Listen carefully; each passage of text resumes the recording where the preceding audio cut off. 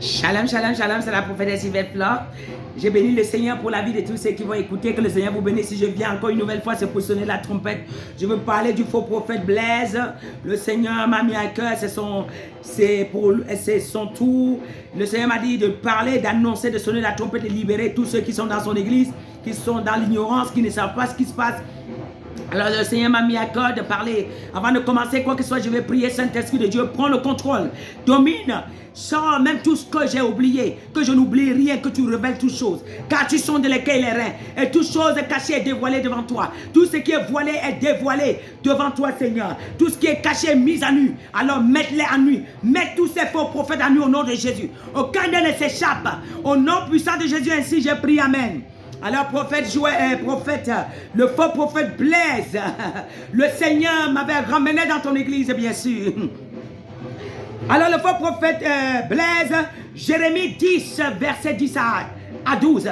L'Éternel, mais l'Éternel est Dieu en vérité. Il est un Dieu vivant et un roi éternel. La terre tremble devant sa colère. Les nations ne supportent pas sa fureur. Vous le parlerez ainsi: les dieux qui n'ont point fait les cieux et la terre disparaîtront de la terre, de dessous des cieux. Il a créé la terre par sa puissance, il a fondé la mer par sa sagesse, il étend les cieux par son intelligence. Vous savez, l'Éternel dit: vous n'allez pas supporter la colère. Vous ne pourrez pas supporter la colère.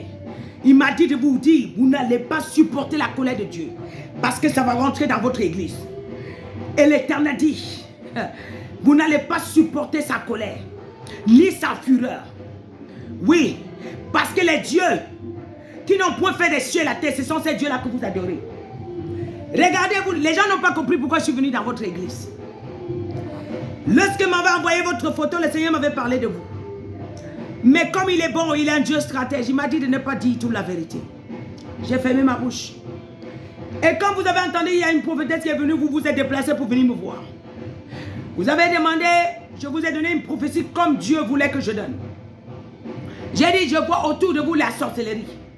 Je vois les gens qui sont en noir. Vous m'avez dit oui, mais vous, je n'ai pas parlé. Vous m'avez dit oui, viens parler, viens parler. J'ai cité les femmes que je vois autour de vous qui font la sorcellerie, vous avez dit oui. Vous m'avez invité. Quand j'ai pris le micro sur votre pupitre, le Seigneur m'a dit de dévoiler tout ce que je voyais à l'église. J'ai mis tout à nu. Si vous m'avez vu toucher la tête des gens, c'était pour libérer leur cerveau que vous avez mis en captivité. Beaucoup de gens étaient en captivité dans votre église. Mais après, quand j'ai commencé à prêcher, vous avez commencé à paniquer. Parce que le Saint-Esprit est en train de libérer, détruire tout votre Dieu. Vous avez un Dieu à Bamenda. Que fait la photo d'Emmanuel TV devant vos écrans? Après, quand je suis rentré, je vous ai appelé.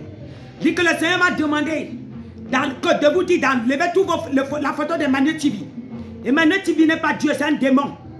Emmanuel TV n'est pas Dieu. Qui vous a dit qu'il est Dieu? Vous le mettez au mur, le peuple adore qui? Vous dites que non, Dieu voit le cœur. Je dis non, Dieu n'aime pas l'idolâtre. Vous dites non, Dieu voit le cœur depuis le jour là. Vous avez commencé à m'esquiver. Parce que vous avez su que je vous ai dit la vérité. Le même soir que je suis venu chez vous prier, une âme qui est partie chez vous, elle a rêvé, la nuit là, elle a vu que dans l'église, il n'y a plus l'eau. Elle a vu qu'il n'y a plus l'eau à l'église. À tel point où il y a la sécheresse. À tel point où on partait dans les légumes. Et la nuée, sur les légumes, un peu de gouttes comme ça. On essayait de mettre sur la langue des gens. Même jusqu'à là, ça ne suffisait pas. Elle a vu 3 femmes à l'église. Après mon passage, elle a vu 3 femmes à l'église. Un gros serpent. D'autres dépouillaient pendant que les âmes entrent. D'autres sont en train de prendre les bénédictions. D'autres vidaient les serpents. D'autres vidaient les âmes. Elle m'a donné toute la révélation. Je lui ai dit: tu veux savoir quoi? La raison pour laquelle Dieu m'a amené, c'est pour dévoiler votre pasteur. Et vous libérer tous ceux qui sont en captivité, votre prophète.